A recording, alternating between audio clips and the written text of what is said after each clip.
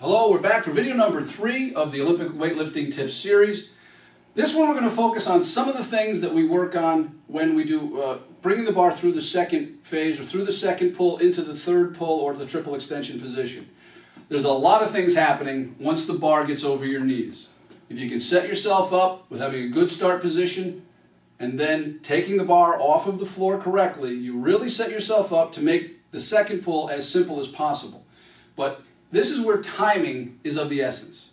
And this is what separates the men from the boys, because this is where you really need to make sure that bar is in just the right position as you begin your acceleration phase.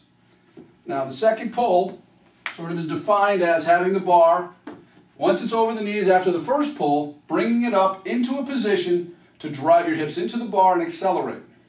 So what I'd like to focus on is just the timing of that. There's a lot of things we could talk about. But I think timing is another one of those mistakes that I see in the beginners that I'm coaching.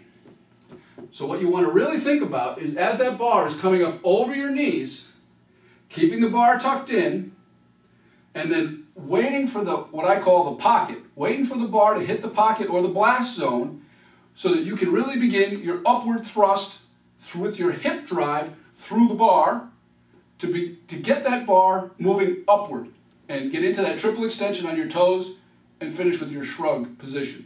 But you really have to make sure you wait for that bar to be in the right place at the right time. Most people will go too early.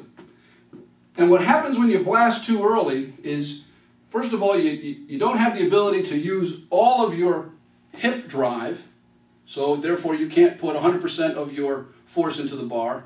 But also, by starting that acceleration too early, you end up having the bar way out in front.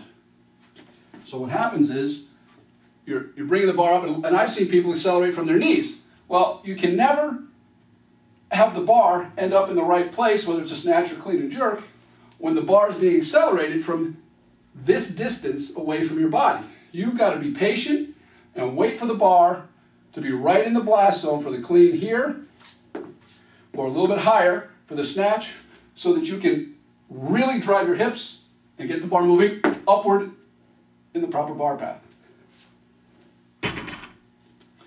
So that's one of the most common mistakes. Timing.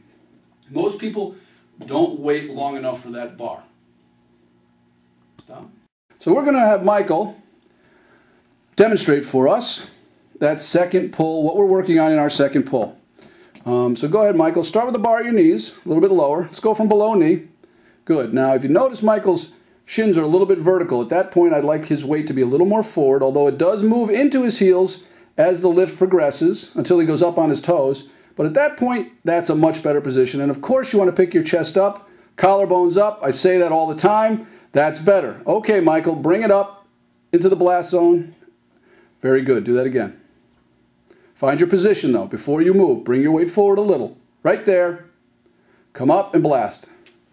Okay, great. So timing your blast, or timing your explosion or acceleration, is critical.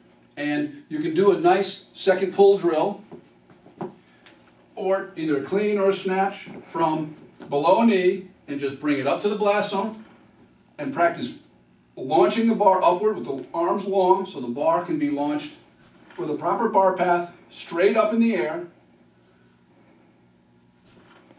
We've got to be careful that the bar doesn't bounce out. That's one of the only problems with the drill. There's not a lot of weight. But if you're good, you can get that bar flying straight up. So I want you to try that drill. Send me some emails. Let me know what you think. Thanks again.